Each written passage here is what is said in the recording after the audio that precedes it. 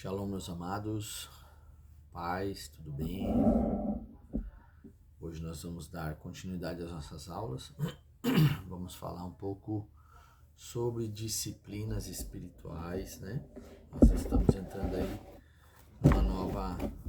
numa nova onda de ensino, que é sobre a teologia espiritual, né?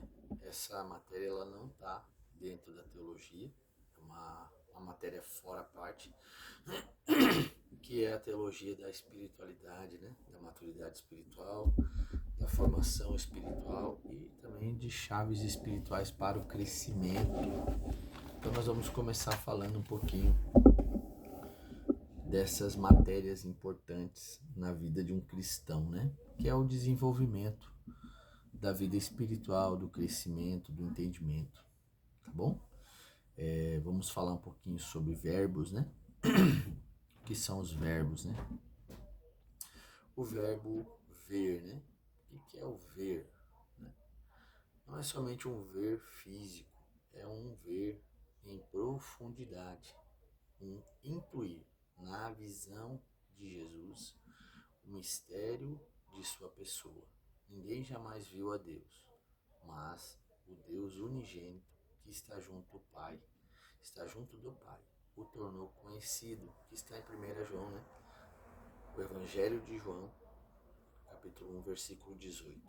O verbo ver é muito mais do que a gente olhar, um olhar físico, ver aquilo que está na nossa frente, aquilo que está muitas vezes somente a alguns metros, mas aqui a palavra está falando de uma profundidade, de um intuir, né? De tu abrir a visão, né? Porque a palavra diz o seguinte: ninguém nunca viu a Deus, mas o Filho unigênito de Deus, né?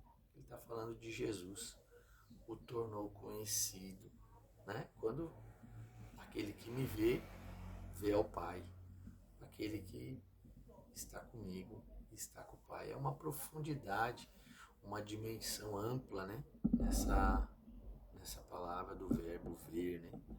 De tu se abrir para uma revelação, uma profundidade na visão, ok?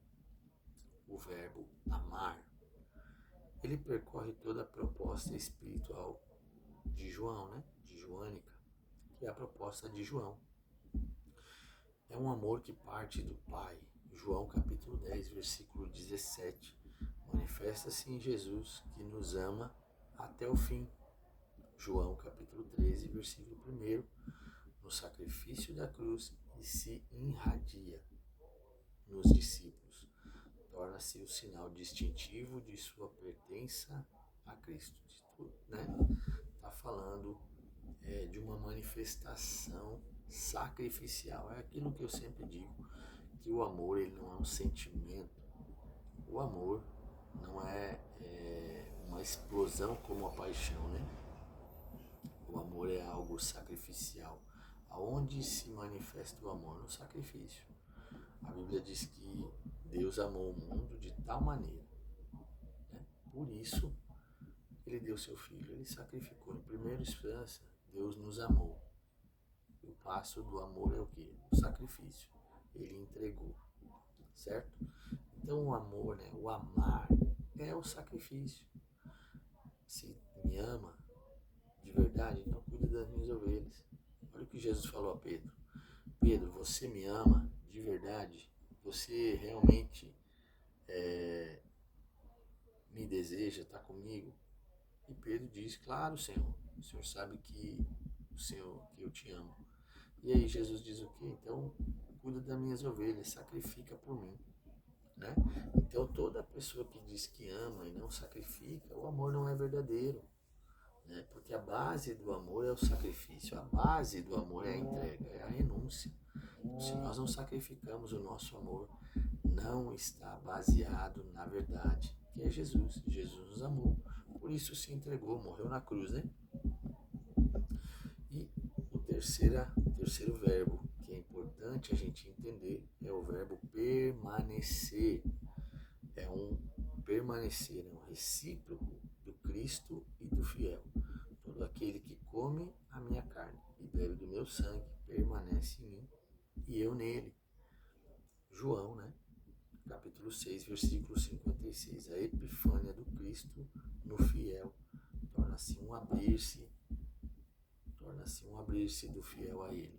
Ou seja, aquele que me ama, aquele que guarda os meus mandamentos, aquele que permanece em mim, né? Eu permaneço nele. Então o que ele está falando é o seguinte: todo aquele que participa da minha carne, né? Que toma o cálice, né? Que participa do meu sacrifício, das minhas dores, das tribulações, esse sim, né? Se torna um fiel que permanece nele, e ele, o Cristo vivo, permanece nele, certo? João capítulo 13, versículo 1. Exatamente isso que nós precisamos entender sobre o verbo permanecer. Permanecer é ser constante, é ser firme, é ser fiel, não vacilar nem para a direita e também nem para a esquerda. Seguir um caminho, permanecer na palavra, permanecer nos mandamentos, permanecer nos princípios, porque esse permanecer vai gerar constância, vai gerar fé, vai produzir frutos. Porque uma árvore que não permanece, né? Uma árvore que não permanece, as raízes não são profundas, ela não gera frutos, ou gera frutos que não têm sabor.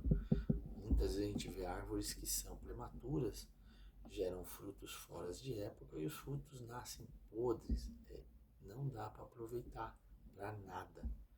Então, quando a gente não permanece no Senhor, nem na sua palavra, a sua palavra não consegue trabalhar em nós, não consegue remover aquilo que precisa ser removido, não consegue colocar aquilo que precisa ser colocado, a gente não gera fruto. A gente não consegue permanecer no Senhor, a gente tem dificuldades de permanecer no caminho, permanecer na palavra, permanecer nos mandamentos, permanecer nos princípios. Então a gente acaba não gerando frutos, a gente acaba sendo uma árvore ou uma pessoa estéril, espiritualmente. A esterilidade espiritual é por falta da permanência, é por falta da constância, é por falta das disciplinas, é por falta de nós termos a repreensão na hora certa, sermos exortados, sermos ensinados a caminhar com Jesus de verdade. Então, o verbo permanecer é muito importante a gente entender que é necessário permanecer. Nós não podemos ser movidos emocionalmente. A Bíblia diz que nós, lá no livro de Hebreus, que nós não devemos ser meninos levados por vãs doutrinas, levados por vãs ensinamentos. A gente tem que permanecer na palavra, comer da palavra, se alimentar das escrituras, né? Começar a trabalhar aquilo que Deus já gerou em você, para que você cresça, desenvolva e para que você dê o fruto na estação certa, para que você flua. A dificuldade do fluir, a dificuldade do andar, do desbravar, do crescer ministerialmente, do desenvolver o seu ministério, os seus dons, o seu chamado, é porque não há permanência, não há constância, não há uma firmeza na fé. Né? Nós somos muitas vezes levados, agitados como o vento. Queremos coisas rápido, se tornamos imediatistas, não conseguimos permanecer.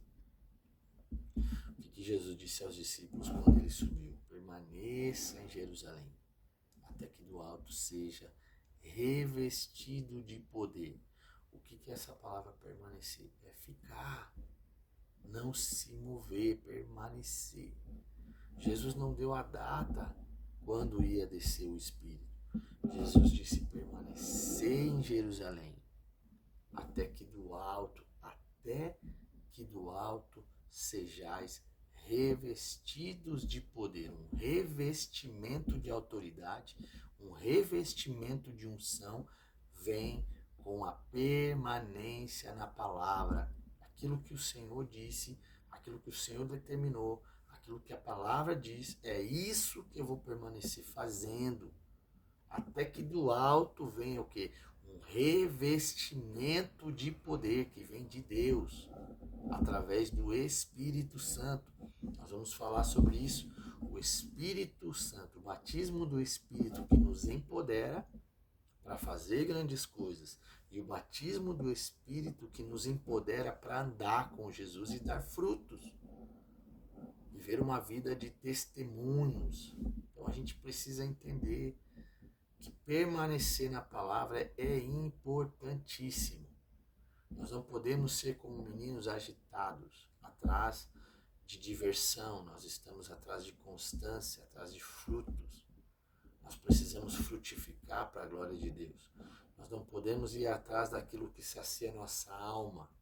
Nós precisamos ir atrás daquilo que alimenta o nosso espírito, aquilo que nos confronta a mudar, aquilo que nos estica a mudar, aquilo que nos leva a mudar nossa mente, nosso posicionamento, nossas atitudes, nossas palavras, aquilo que vemos, ouvimos, aquilo que falamos, está tocando o mundo espiritual todo o tempo e a nossa vida é movida por isso. Então, eu quero deixar aqui essa aula, né, sobre os verbos, que é importante a gente entender. Logo vamos passar um pouquinho a falar sobre disciplinas, né, espirituais que vão nos ajudar a caminhar também e a desenvolver. Deus abençoe a todos.